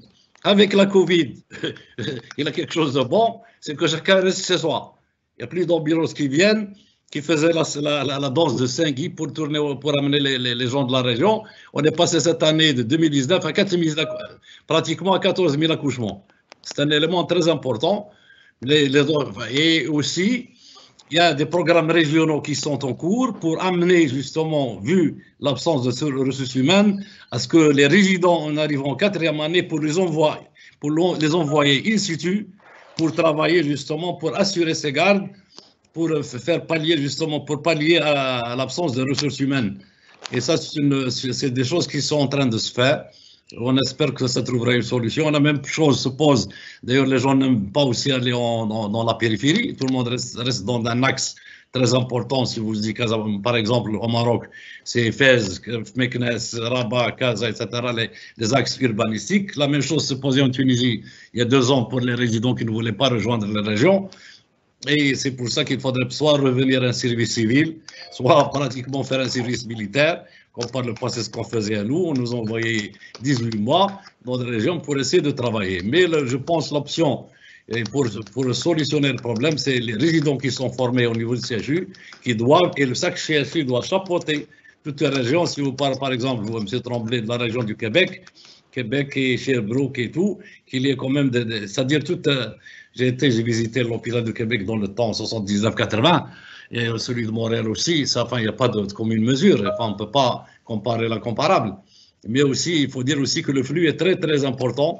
Et mais quoique le taux de nativité a diminué au Maghreb, mais reste quand même élevé par rapport aux autres pays. Et on a aussi, c'est pour ça que tout le monde appelle justement à faire parce qu'on devait former 3500 médecins par an. Malheureusement, ça a été arrêté. On a besoin de sages-femmes, on a besoin de trucs. Et donc, l'élément de ressources humaines répondrait amplement à votre question dans le passé. En attendant, solution médiane, c'est d'envoyer les résidents in situ pour faire les gardes résidentielles avec un travail continu. Il y a les questions qui ont été lancées. Pardon? Je voulais peut-être partager les questions qui ont été posées. Allez-y. Alors, au professeur Marc-Edouard Fay, quelle part de la formation des obstétriciens dans l'inflation de taux de césarienne, ça c'est pour vous. Pour professeur Béchir, qu'est-ce qui pourrait expliquer la disparité entre les taux de la fréquence des anomalies d'insertion placentaire entre l'Afrique du Nord et l'Afrique subsaharienne où ça semble être moins rapporté. Il a été proposé que le professeur Étienne Lemarie fasse une conclusion générale, hein, ça au passage. Et c'est une question qui est ouverte à tout le monde. Est-ce que l'organisation en réseau de périnatalité ne pourrait pas permettre de mieux réguler donc, les césariennes? Voilà. Monsieur le professeur Maouni, peut-être, si vous pouvez distribuer. Oui, non, moi je voulais, si vous permettez, si les confrères et consoeurs et orateurs le permettent, qu'on termine la dernière communication et après on enchaîne sur les questions, le temps que les confrères préparent leurs réponses. Ça vous va, mesdames, messieurs? Je pense que les réponses... On est Jawad qui a fait un effort pour terminer sa communication et on passe aux questions posées par le professeur Diouf et par nos amis. D'accord. D'accord, s'il vous plaît. Merci. Monsieur Jawad, tu as la parole. J'espère que ça va. Cette fois-ci, la troisième sera la bonne. Eh ben, je suis en train de partager. Je remercie tout le monde. Et ensuite, en attendant le partage, je vais partager également un truc, une expérience, parce qu'à Paris, en 93, le taux dans une clinique privée avoisinait les 40% en 93. J'ai fait une étude sur les cliniques, au niveau des cliniques privées à Casablanca en 2004. On arrive à 70% concernant les césariennes. Donc, c'est quand même assez important. Mais je vous dis que ça fait quand même très, très longtemps, depuis pas mal de temps, le taux de césarienne est idem. Est-ce que vous voyez un petit peu mon écran? Non. Non. Tu n'as pas de chance, hein? Qu'est-ce qui se passe? Écoutez, vous avez un bandeau dans le bas de votre écran et lorsque vous partagez, c'est vous-même. Choisissez ce que vous voulez partager dans le bandeau, dans le bas de votre écran. Il apparaît là. À côté de quitter, comme l'autre fois, c'est ce qu'on avait dit. Oui, mais sélectionnez. Lorsque vous cliquez sur le partage, vous pouvez partager tout ce qui est ouvert sur votre bureau. Assurez-vous que votre présentation est ouverte sur le bureau. Ouvrez votre PowerPoint. Après ça, activez le partage et allez sélectionner le PowerPoint. Donc, tu n'es pas prêt encore? J'ai appuyé sur partage et il ne veut pas. C'est pour ça que j'avais envoyé auparavant ma présentation. Et là, est-ce que vous voyez la présentation? Non plus? On ne voit rien. Essayez pas de partager le vidéo, ça ne fonctionne pas. Non, pas la vidéo, directement là. Je suis en train de... Ça n'arrive pas. Je suis vraiment désolé. J'ai envoyé aussi à Katinka. Est-ce qu'elle est là? Oui, Katinka est là. Vous pouvez me l'envoyer à moi aussi. Envoyez-la à moi, puis je vais tenter de partager votre PowerPoint. OK. Donc, Jawad, ça sera la dernière tentative. On repasse aux questions posées par le professeur Diouf et par la... S'il vous plaît, mesdames, messieurs, on commence par la grande Marie. Merci, professeur Houssine. Il y a eu cette question sur la part de la formation des obstétriciens dans l'accroissement du taux de césarienne. Bon, indéniablement, c'est sûr, je ne sais pas ce que les autres vont en penser, le fait d'avoir des obstétriciens en formation pourrait effectivement augmenter le taux de césarienne au sein d'une structure. Je sais qu'il y a une étude aux États-Unis qui avait montré que le fait qu'un obstétricien soit en formation augmentait ce taux de césarienne par rapport à la présence d'un obstétricien senior. Je ne sais pas ce que les autres en pensent, mais le fait d'avoir des obstétriciens en formation pourrait effectivement augmenter ce taux. Parce que ça les pousse à plus de prudence, ils sont en formation, ils ont tendance peut-être à moins bien poser les indications de césarienne. Merci. Merci à vous. Si Bachir, aussi. Merci Simon. Pour la question de notre président Cissé, dans la littérature, je ne vois pas de différence entre les différents pays parce que la littérature est riche dans ce sujet de grossesse sur cicatrice, mais il n'y a pas de différence d'ethnie parce qu'il a demandé si le nord de l'Afrique et l'Afrique subsaharienne, il y a une différence. Honnêtement, je n'ai pas trouvé d'explication pourquoi au Maghreb, comme le nord du bassin méditerranéen, on a presque les mêmes fréquences. On n'arrive pas toujours à expliquer pourquoi cette augmentation dismocèle qu'on n'arrivait pas à avoir avant. Quand j'ai fait mes études d'obstétrique, on classait sur l'hystérographie les cicatrices utérines de type 4, c'est ce qu'on appelle actuellement la synéchie. Donc, c'est peut-être mieux documenté actuellement avec l'endoscopie. Je ne sais pas si je vois que M. le maire a un commentaire.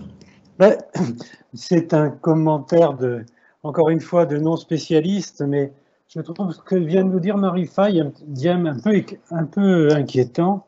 Si j'ai bien compris, quand on envoie des jeunes obstétriciens en périphérie, dans des hôpitaux en périphérie, il y a plus de césariennes. C'est bien ça. Donc, alors, ça va un peu à l'encontre de tout ce qu'on préconise actuellement dans les facultés de médecine, c'est-à-dire d'envoyer, c'est vrai au Maroc, c'est vrai en Tunisie, je le sais, c'est vrai aussi au Sénégal, on préconise d'envoyer le plus tôt possible les étudiants. Alors évidemment, là, on a affaire à des jeunes spécialistes, mais on préconise de les envoyer le plus tôt possible en périphérie de manière à être non seulement au service de la population, mais de comprendre les problèmes qui existent en périphérie. Et là, vous nous dites que les envoyer en périphérie jeunes, finalement, ils ne font pas ce que feront des gens plus aguerris et plus anciens. Donc, sur le plan de la formation, je trouve que ça pose un problème. Je ne sais pas comment vous réagissez à ce que je dis. Alors, ce que je dis, j'ai dit que je ne le base pas sur des études qui ont été faites, mais logiquement, c'est sûr qu'un senior va prendre plus de temps devant une patiente, a plus d'expérience et posera peut-être mieux les bonnes indications de césarienne qu'un jeune obstétricien. Et que peut-être, il y a des études, en tout cas aux États-Unis, qui l'ont prouvé. Nous n'avons pas fait d'études locales, en tout cas au Sénégal, qui prouvent qu'il y a une augmentation très importante du taux de césarienne. Mais il est prouvé dans certaines études que ce taux pourrait augmenter quand on a un obstétricien un peu plus jeune qui a moins d'expérience. Notre ami Chir peut compléter, je crois. Oui, là, je vais présenter le partage du professeur Berawin. Je viens de recevoir son PowerPoint. OK. Mais Chir voulait répondre également. Oui, je voulais répondre à Étienne. En fait, c'est une réalité, parce que dans le temps, il y avait de grandes équipes. C'est-à-dire que lorsque le médecin il sortait, il n'était pas laissé à lui-même directement, parce qu'un obstétricien, après 5 ans de formation, il n'a pas la même expertise, il n'a pas la même expérience que quelqu'un qui a fait 10 ans. Avant, il y avait de grandes équipes. Mais aujourd'hui, du fait des besoins, les gens sont lâchés. C'est valable dans le privé. Alors, ce qui fait qu'il est clair qu'un obstétricien qui sort après 5 ans, qui s'installe dans son cabinet, bon, mais il va gérer ses indications. Quand on envoie également un jeune obstétricien à Ziguinchor à 500 km, il est chef de service directement, il n'a pas une équipe autour de lui. Donc, la multiplication des postes de décision fait qu'on n'a pas toujours la chance d'avoir des gens expérimentés pour pouvoir discerner les bonnes indications. Merci. D'accord, c'est clair.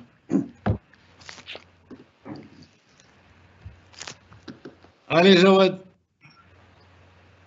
Eh bien, bonjour. Eh ben, je remercie les organisateurs au nom de la Société royale marocaine de gynéco-obstétrique de m'avoir permis de présenter une des complications de la césarienne par nos collègues Cizouri, c'est l'ismocèle. Slide, s'il vous plaît. La pertinence de ce sujet réside avant tout sur l'incidence élevée et croissante de la césarienne et ses complications dans l'ismocèle. Historiquement, encore, slide, historiquement, la première étude par voie vaginale, échographique par voie vaginale, avant, voilà. Maurice, en réalisant des hystérectomies, non, c'est l'avant, s'il vous plaît, avant. Voilà.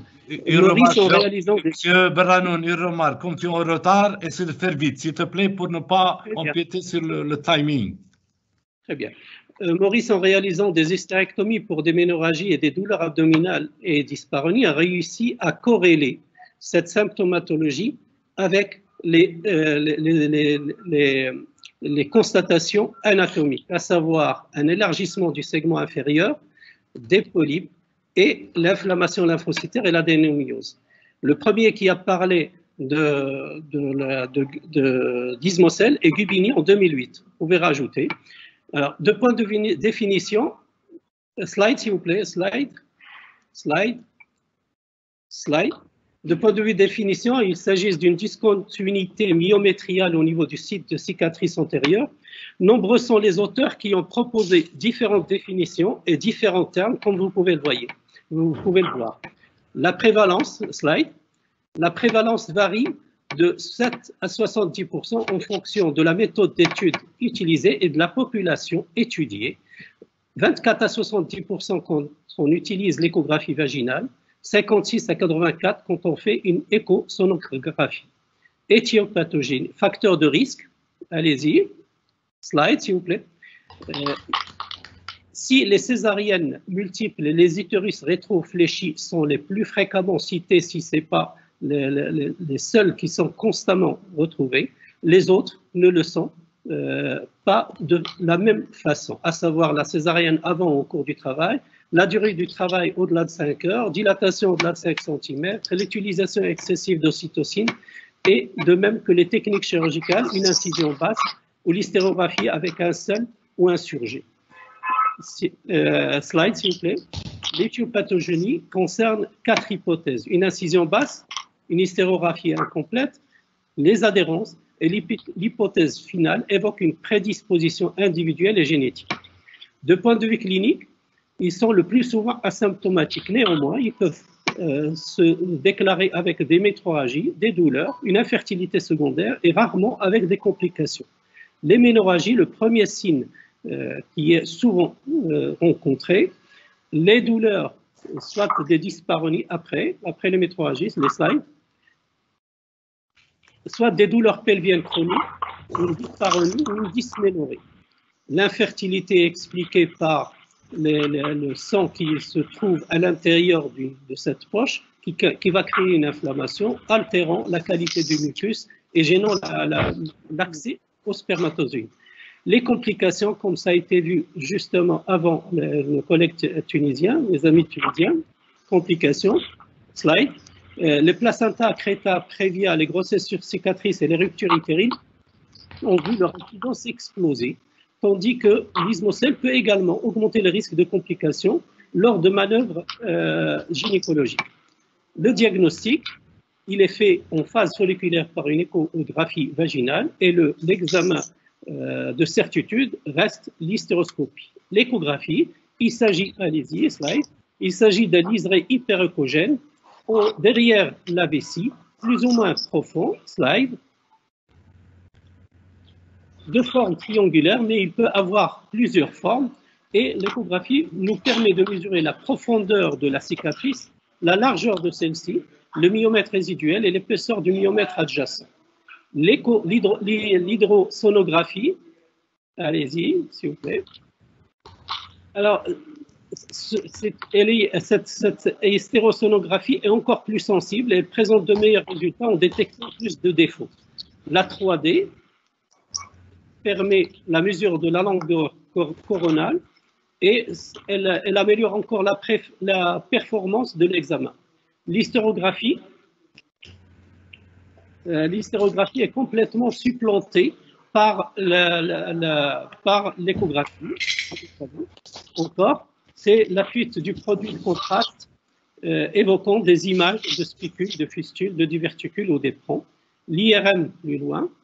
L'IRM de déterminer l'épaisseur du myomètre résiduel et l'échographie, si elle permet de confirmer, si elle permet de confirmer le diagnostic, elle élimine les autres causes et permet éventuellement un traitement.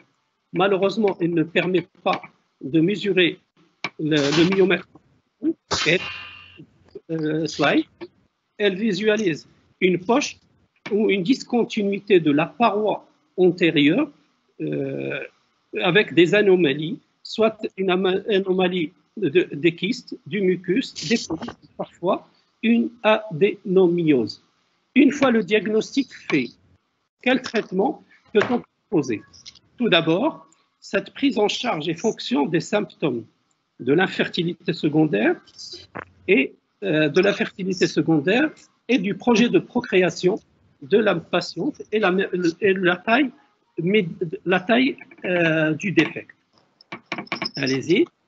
Le traitement médical, les œstroprogestatifs apportent par leur effet régulateur sur l'endomètre une réduction des saignements et des douleurs. Plus loin, allez-y. Le traitement chirurgical a deux buts, soit reconstruire le défect, soit faciliter le drainage. Allez-y. L'hystéroscopie permet de retirer les corps étrangers, de réséquer les berges, créant une pente douce entre le fond du diverticule et le reste de la paroi. On électrocoagule le fond et ça permet de créer le pénis rapprochant les deux berges. Allez-y. Une revue systématique d'Anna Chimilko réunissant 6 études rétrospectives, 3 prospectives et 3 case contrôle, totalisant environ 448 patientes symptomatiques, ne retrouvant pas de complications ou peu, allez-y, conclut que l'hystéroscopie est une bonne option.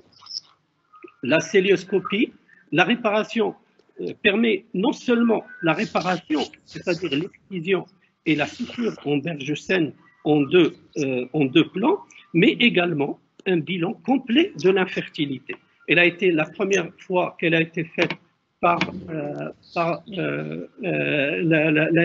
technique a été décrite par Donnez. Une étude de cohorte d'Amsterdam réunissant une centaine de patientes symptomatiques et dont le myomètre résiduel est inférieur à 3 mm. Vous voyez un petit peu l'étude. 80% ont vu leurs symptômes améliorés. Une autre étude, celle-là, concernant le management optimal entre hystérocéliaux ou les combinés. Sur 668 articles, seuls 31 répondaient aux critères d'inclusion, 21 pour l'hystéroscopie et 13 pour la célio.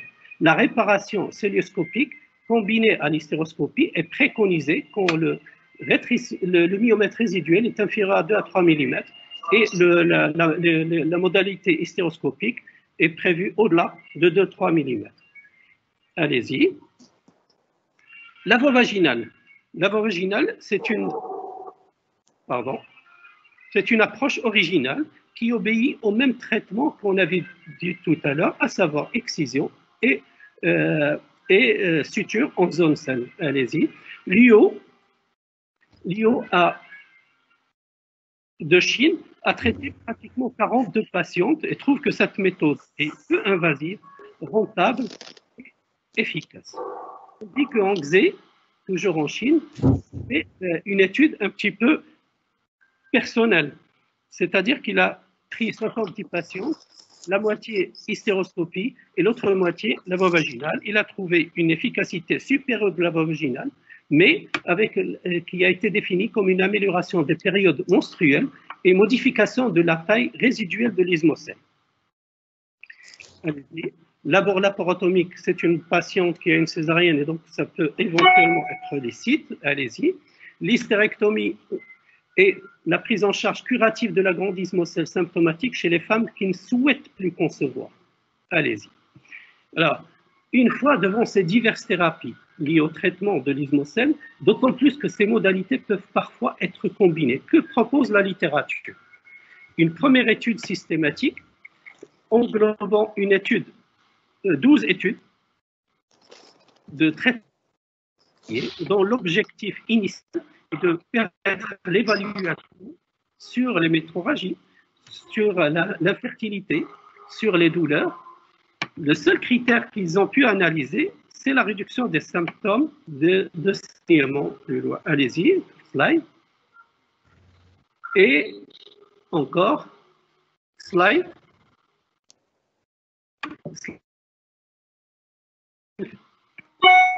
Allô? Oui. Les résultats, c'est les saignements menstruels et seulement sur les 12, ils ont pu voir ce résultat que sur trois études. Allez-y. La qualité méthodologique de ces études était jugée médiocre et donc ne permet pas de tirer des conclusions. On voit ici, à lui, dans une étude prospective menée auprès de 142 patients, qu'on voit ici, qui ont été répartis en 5 groupes, montre que les saignements ont été raccourcis dans tous les groupes, sauf le groupe 5, où on traite avec le stérilet hormonal. Le groupe 4, c'est les contraceptifs. Les 3 autres groupes, à savoir célio, hystéroscopie et voie vaginale, c'est le traitement chirurgical. Les 32 patients, allez-y, slide. Les 32 patients qui sont subis une célioscopie, 12 ont obtenu une grossesse. La réparation de l'ismocèle transvaginale s'est avérée rentable sur un temps opératoire plus court et comparativement plus efficace que la célio, mais il n'y a pas de différence significative. Allez-y.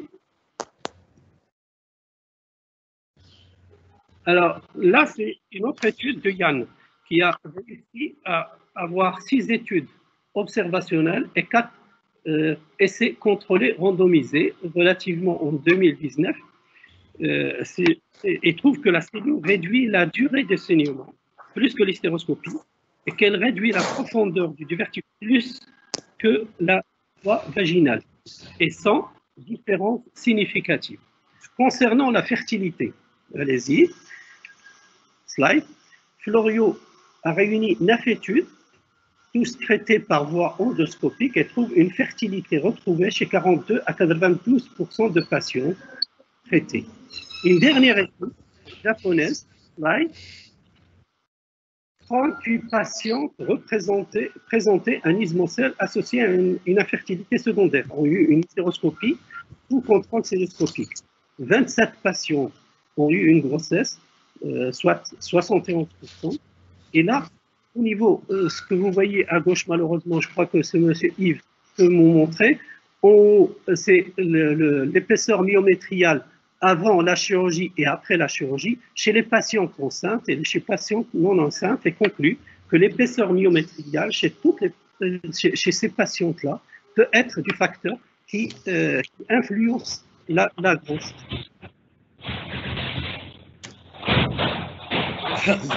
Penser les grossesses, oui, l'évaluation de la taille de l'ismocèle, de l'épaisseur du myomètre résiduel permettent de présager des anomalies à plus haut risque et éventuellement de le corriger avant la grossesse. La présence d'un sac gestationnel au premier trimestre bas inséré en cas d'antécédent d'utérus cicatriciel doit faire suspecter une grossesse sur cicatrice et le diagnostic doit être réalisé par écho endovaginal le plus précocement possible. Quelle gestion clinique? Slide. La décision de traiter donc prend en considération la présence de symptômes, l'infertilité secondaire, le désir de grossesse et la taille du défaut.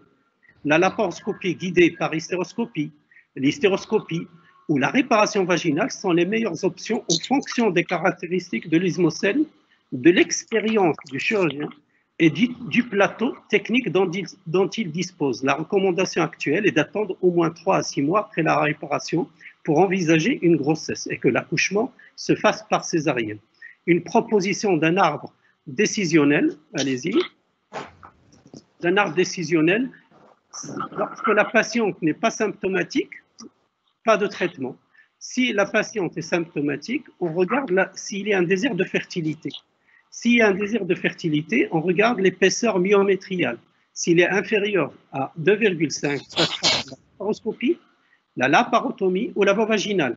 S'il est supérieur à 2,5, hystéroscopie. S'il n'y a pas de désir de fertilité, tous les traitements sont acceptés. Allez-y, slide. La pertinence de ce sujet réside avant tout sur l'incidence croissante de césarienne et de ses complications dans l'ismocèle. La plupart des aspects concernent l'épidémiologie, l'éthiopathogénèse, les méthodes de diagnostic et de traitement ont été évoquées, bien qu'ils ne sont pas toujours confirmés. La prévention, allez-y, réflexion autour des indications de césarienne, hystérographie en 2 plans au niveau du segment inférieur, utilisation modérée des ocytociques, prévenir et traiter toute infection au travail, lutter contre l'obésité, prévenir le diabète, enfin intégrer la surveillance échographique chez toute femme césarisée. En conclusion, la césarienne est la procédure chirurgicale la plus pratiquée, son incidence ne cesse d'augmenter, avec comme corollaire des complications en vogue parmi lesquelles l'ismocèle. L'écho vaginal est un moyen simple, reproductible et de bonne sensibilité pour le diagnostic. La mesure du stress résiduel est un bon facteur prédictif de complications. Il devient donc important de prévenir et de traiter les complications de cette entité en vogue. Le traitement doit être basé sur la symptomatologie, sur le désir de grossesse et sur les caractéristiques de ce defect. L'hystéroscopie est une intervention peu invasive et rapide qui permet le diagnostic et la résolution des symptômes dans près de 80% des cas. L'ismocèle domaine de recherche très fertile et actuel en raison de son taux d'incidence accru nous rappelle le lien étroit qui existe entre l'obstétrique, la PMA et la chirurgie gynécologique. Je vous remercie. J'espère qu'il y a un petit peu. Allez-y, dernière. Ensemble pour la santé des femmes et des filles et des nouveau-nés. Je vous remercie. Merci Abdjawad. Pratiquement, on est à 17h34. Oui.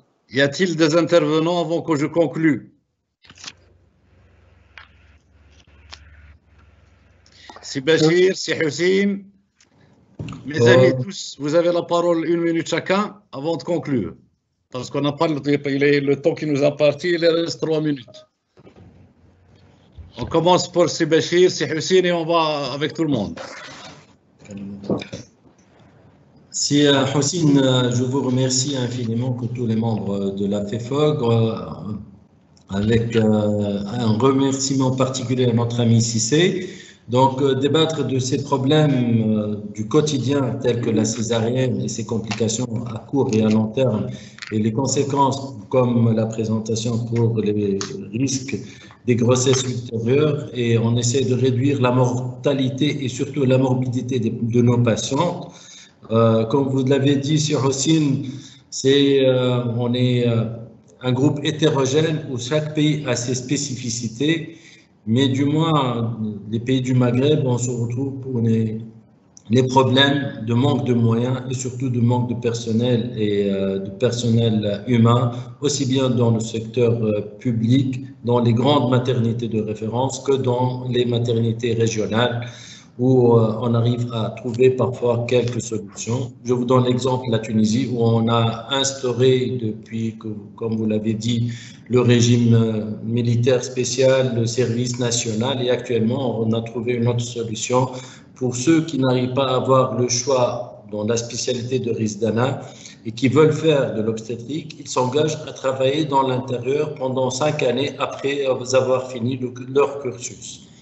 Et la première promotion, ça sera pour l'année prochaine, Inch'Allah, et on verra qu'est-ce que ça donne comme travail pour assurer une qualité de service pour tous les citoyens là où ils sont. Et je vous remercie. Merci, c'est Bachir, et surtout qu'on a notre ami commun, doyen, qui est devenu ministre de la Santé.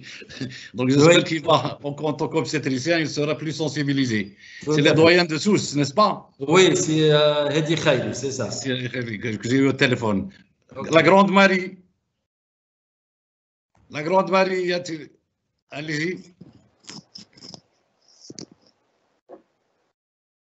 On ne vous entend pas, Marie.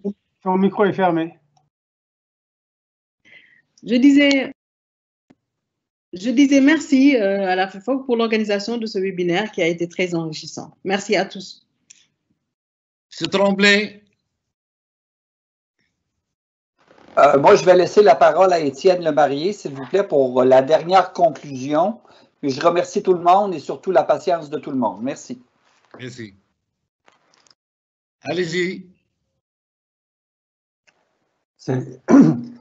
Oui, écoutez, ben, je voulais tous, au nom de la CIDMEF, je voulais tous vous remercier parce que vous avez fait des exposés remarquables, vraiment très intéressants. Et moi qui ne suis pas, encore une fois, ni gynécologue ni obstétricien, j'ai pris beaucoup de plaisir à vous entendre.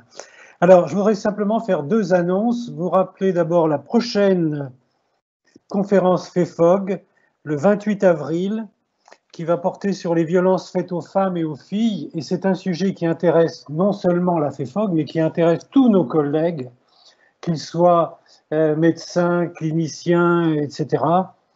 Avec en particulier la participation du docteur Denis Mukwege, qui est prix Nobel de la paix. C'est dire que vous avez vraiment organisé une session qui va être extrêmement marquante, et d'autres intervenants tout à fait de nom. Et puis, je voudrais également signaler au passage, vous qui parliez au tout début de la pandémie Covid, demain, nous avons une visioconférence qui est intitulée « Comprendre les variants, leurs conséquences épidémiologiques et les répercussions sur les vaccins » par le professeur Vincent Maréchal de Paris-Sorbonne. Vous savez qu'aujourd'hui, c'est une question qui nous préoccupe tous. Et pour ce qui concerne l'Afrique, on se demande jusqu'où va remonter ce variant sud-africain qui pose des problèmes dont on ne sait pas très bien encore identifier la sensibilité au vaccin. Voilà, donc merci à tous et à très bientôt. Merci M. Étienne de votre participation, de vos 2 annonces. Professeur Diouf. Merci, donc je me reconnais au mot de remerciement vis-à-vis des organisateurs d'abord, la FEFOG, mais aussi la CIDMEF et l'Agence universelle de la francophonie. Remerciement aussi à l'ensemble des panélistes pour leur présence, leur disponibilité, leur engagement et puis la qualité des échanges. Merci à tous et bonne soirée. Jawad. Bonsoir tout le monde. Je remercie d'abord d'avoir sauvé en quelque sorte mon frère, cher Cissé, M. Étienne, Béchir et Kaoud, et Marie-Édouard, je suis désolé de rester en dernier, et bien sûr Alassane Diouf. Je vous remercie, c'est Hussein. Merci beaucoup, Jawad. C'est notre ami Cissé, le grand chef, qui va terminer, mais auparavant, si vous permettez, j'ai fait un petit, en prenant les notes pour justement concernant sa thématique, pour dire que le taux de césarienne explose de par le monde. C'est dû au progrès des techniques chirurgicales dont a parlé M. Tremblay, surtout des techniques chirurgicales et anesthésiques. Il y a moins de morbidité et moins de mortalité.